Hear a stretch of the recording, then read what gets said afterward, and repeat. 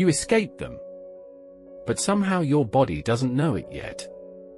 You still wake up bracing for their voice, their anger, their silence. You notice the weight. Not on your shoulders, the weight inside your chest. Guilt that doesn't match your history. Shame with no crime attached. Echoes that speak in your voice but argue their case like a lawyer you never hired. You left the room, the house, the life. Somehow the life did not leave you. People say survival is the ending. You know better. Survival is when the credits stop lying, when the lights come up and the mess on the floor is visible, their broken promises, yes, but also the parts of you that learned to make peace with war. The part that apologized for bleeding. The part that called endurance love. You stand in a kitchen that finally belongs to you and realize your nervous system still thinks it lives elsewhere. It flinches at footsteps no one is making. It rehearses answers for questions no one is asking. Old reflexes firing with perfect efficiency, protecting you from a threat that has already moved out. There was a time you called this compassion. There was a time you called this loyalty. Now, in the new quiet, you call it by its right name, absorption. Absorption makes you the stage for someone else's story. It takes projections as if they were facts.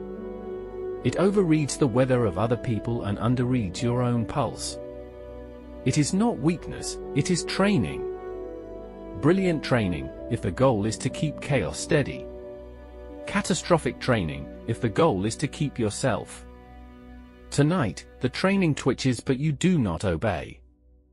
You breathe like you're learning how. The air is thin at first, then honest. You look at the doorway and feel the old urge, to run back, to fix what refuses fixing, to rescue what makes a crisis whenever you need a boundary. You don't move. You let the urge crest and fall like a wave that finally remembers the shore is not required to chase it. A strange thought appears, simple and clean, what stayed in me was never mine. The sentence doesn't heal you. It orients you. If what stayed was never yours, then the work ahead isn't punishment, it's housekeeping. Not vengeance, but discernment. Not closing your heart, but giving it a spine. Who do you become after absorbing the narcissist's darkness and surviving? You don't become hard. You become accurate. And accuracy begins with one decision in this quiet room: the next chapter of your life won't be written by echoes. The narcissist doesn't hand you their shadow with words. They hand it over through atmosphere. A glance. A sigh that blames you before a sentence even forms. An accusation disguised as care. Why are you so sensitive? Carl Jung called this projection, refusing to face a part of yourself, so you hurl it outward and install it in someone else. Rage that terrifies them becomes your anger problem. Shame they cannot metabolize becomes your selfishness. The projection only works if someone is receptive, and empaths are tuned to receive. Not because they're weak, because they're sensitive. Researchers Elaine Aron and Arthur Aron found that about 1 in 5 people are born highly sensitive. Their nervous systems process information more deeply, especially in regions tied to empathy and awareness. In chaotic homes, that sensitivity can be life-saving. But in the hands of a narcissist, it becomes a weapon. You don't just notice their storm. You start believing you are the storm. Neuroscientists call this empathic distress, your body reacting to someone else's pain almost as if it were your own. Heart racing. Breath shallow. Immunity faltering. This is not compassion. Compassion requires a boundary. Absorption erases it. Every projection that lands without resistance trains you deeper into the role of mirror, sponge, vessel. By the time you wake to the manipulation, your body is already carrying their wreckage as if it were your biography. But the psyche has limits. Eventually the body revolts, through illness, collapse, or psychic rebellion. Jung called this the unconscious demanding balance. Medicine calls it overload. Either way, the same message rises: you can't carry this anymore. And that revolt, the crack in the vessel, is where transformation begins. Try this. Next time shame or guilt rises out of nowhere, pause and ask, does this belong to me, or to someone else? That single question can stop absorption from becoming identity. Absorption doesn't just live in memory. It leaves an invoice in the body. For many empaths, collapse shows up first in the body, not the mind. Migraines that return like clockwork. A stomach that twists after every confrontation. A chest that feels heavy even when the room is quiet. Doctors call this allostatic load, the wear and tear of living in survival mode for too long. Each time you absorbed their rage, your blood pressure climbed. Each time you swallowed their shame, your immune system recalibrated. Every sleepless night replaying arguments left stress written into your body. And here's the cruel truth: leaving doesn't erase the bill. The body keeps its own books. Trauma researchers show the nervous system can stay on guard long after the danger has passed. The footsteps you no longer hear still echo in your heartbeat. But the invoice is not a life sentence. It's an instruction. Your body is saying, what you carried was too much. Now you must release it differently. Release doesn't come through force. It comes through regulation, teaching your body, slowly, that it no longer needs to live on red alert. This is why grounding, breath, and sleep are not luxuries, they're survival tools. Every time you notice your feet on the floor, every time you breathe until your exhale is longer than your inhale, you're rewriting your nervous system's script: we're safe now. We belong here. Jung said the body often expresses what consciousness denies. The migraine spoke the exhaustion you hid. The ulcers carried the anger you buried. The rashes screamed the grief you silenced. Who do you become after surviving? Someone who reads the body's ledger, not as punishment, but as testimony. Every scar says, this story passed through me, but it did not end me. And when the body speaks this clearly, the descent has already begun. Surviving a narcissist is not escape. It is descent. Think of Persephone, seized by Hades, dragged underground, eating the seeds that bind her to two worlds. She returns, but she is never again only the maiden. So too with the empath. You don't just leave. You carry their atmosphere inside you, the dreams not your own, symbols not yours. Freedom feels strange because descent changes you permanently. In alchemy, this stage is Nigredo, the blackening. Identity crumbles. Certainty rots. The empath who thought love meant crucifixion watches that image burn. What remains is dark soil, terrifying, but fertile. This collapse of the old ego is not destruction alone. It is initiation. Persephone returned with power over seasons. Shamans return from the underworld with medicine. Survivors return with eyes that now see beneath masks. Who do you become after surviving? Someone who has carried hell in their lungs and can now breathe in both worlds. Someone who knows darkness is not the opposite of life, but the soil of transformation. Remember, if you feel permanently changed by what you endured, that is not failure. It is initiation. Transformation doesn't begin with insight. It begins with defiance. For empaths, the most radical act is not endurance, but refusal. The first time you say no without apology. The first time you don't explain yourself to someone who never listened. The first time you let silence hang, and you don't fill it. On the outside, it looks small. On the inside, it is seismic. Because survival alone is not enough.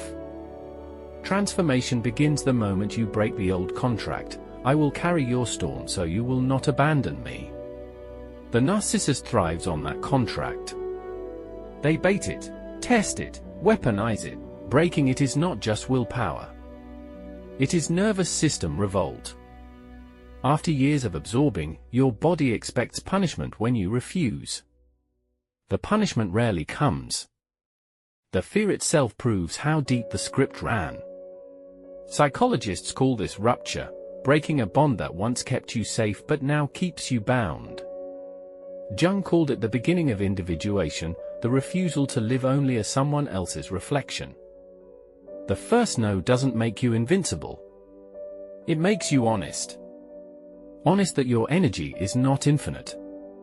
Honest that compassion requires edges. Honest that you cannot heal what was never yours. This honesty reshapes everything. Conversations shorten. Manipulations lose oxygen. Approval loses its throne. The empath who risks abandonment discovers something the narcissist never had, a self that does not vanish when tested. Try this, whisper no when you're alone. Even to the mirror. Each time you do, your body learns a new script. But saying no once is only the beginning. Next, your body itself must learn the language of boundaries. Most people think of boundaries as rules, what you'll accept, what you won't. But for empaths, paper rules collapse the moment the body obeys old reflexes. Boundaries aren't just mental. They are physiological. When you lived with the narcissist, your nervous system learned to synchronize with chaos. Heart racing at their anger. Muscles locking at their silence. Breath catching before they even spoke. These weren't choices. They were survival. This is why leaving doesn't instantly free you. The body keeps rehearsing the old script until it learns a new one. Neuroscience makes the difference clear. When you fuse with another's pain, your brain lights up in regions that overlap with physical pain. That's empathic distress, you drown alongside them. But when compassion is active, a different circuit steadies you, you recognize their suffering, you care, but your body remains grounded. This is the empath's next transformation, from sponge to tuning fork. A sponge soaks until it bursts. A tuning fork vibrates with another's note, then returns to its own pitch. It resonates, but it does not absorb. How do you build this kind of boundary? Not through declarations, but through practice. Notice your feet when a story pulls you off balance. Exhale longer than you inhale when guilt rises. Let silence do its work instead of rushing to explain. These aren't small exercises. They're nervous system retraining. Each one tells your body, we are no longer in danger. We can return home.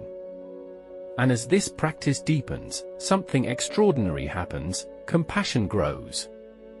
Because when you're not drowning in empathic distress, you have energy to offer. The narcissist thought breaking you would end you.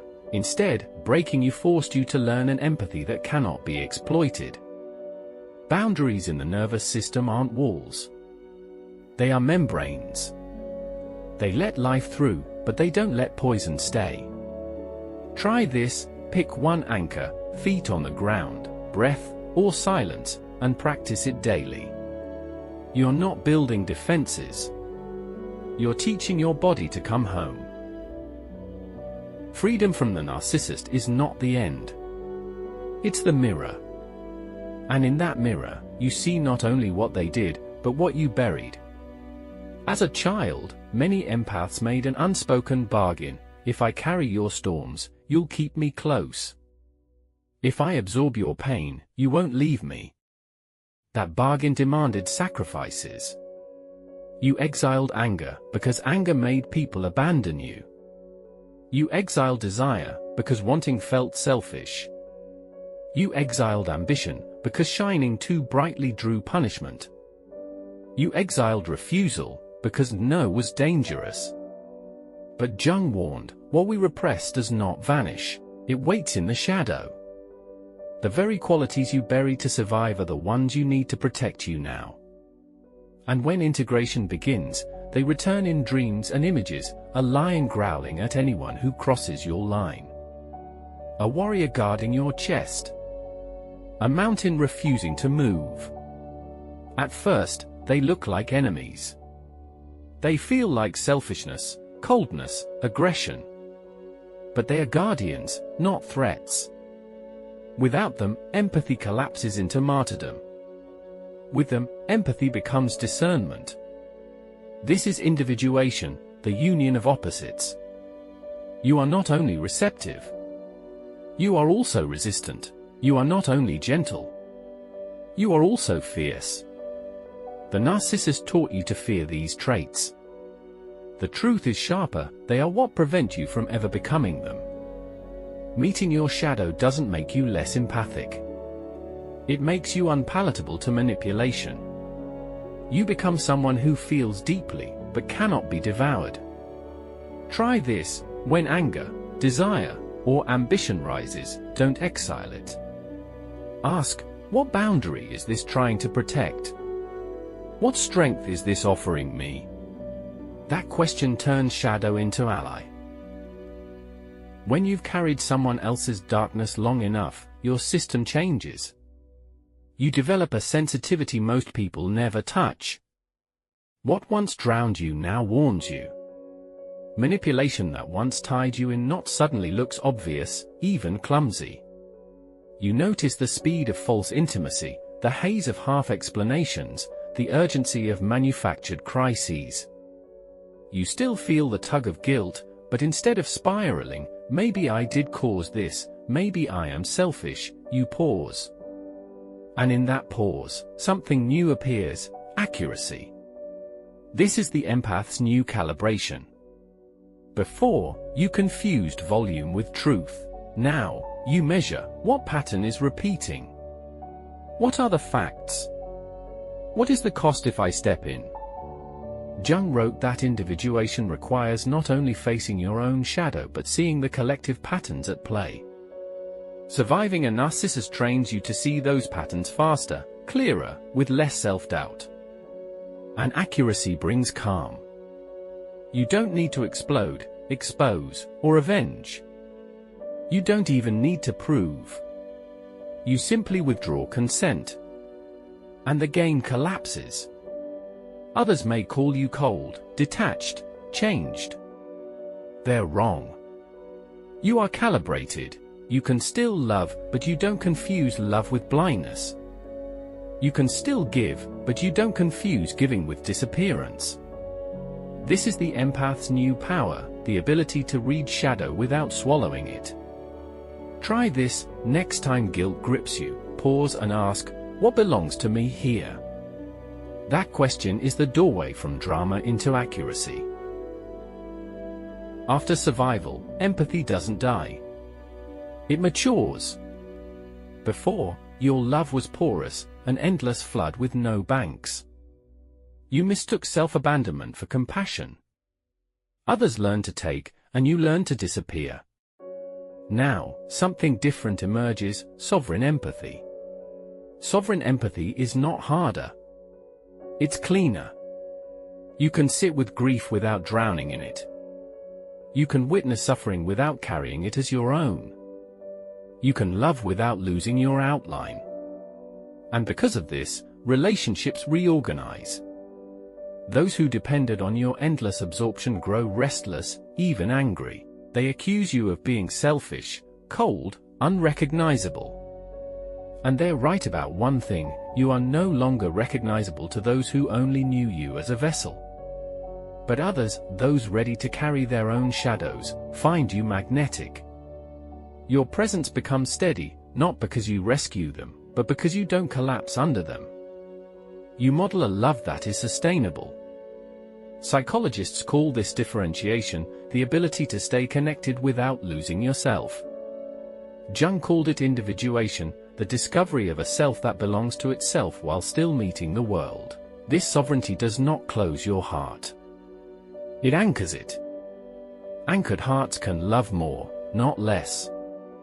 For the first time, your empathy is not a flood but a river. It flows, but it knows its banks. Who do you become after absorbing the narcissist's darkness and surviving? Someone who embodies compassion with spine. Someone who opens their arms without losing their outline. Someone whose love is not compulsion, but choice.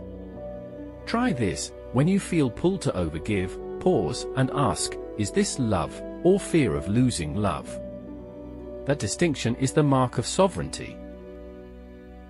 Survival was never the ending. It was the doorway. What follows isn't innocence regained, but sovereignty earned. Picture yourself standing in a hall of mirrors.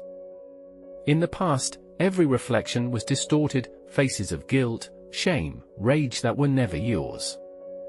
But now the glass clears. You see your own face. Scarred, yes, but steady. And for the first time, you do not flinch. This is the empath who survives, no longer sponge, but tuning fork. No longer vessel, but alchemist. No longer martyr, but sovereign. The narcissist's darkness did not define you, it forced you into descent, where you met your shadow, reclaimed your exiled strengths, and rebuilt your nervous system around truth instead of fear. And here lies the paradox. What nearly destroyed you becomes your proof of maturity. Your very presence now disrupts illusion. Manipulation slides off. Projections return to sender. Those still trapped sense something in you, the evidence they didn't believe existed, that survival is possible, and transformation inevitable. This is your final becoming. You are not fragile. You are precise. You are not naive.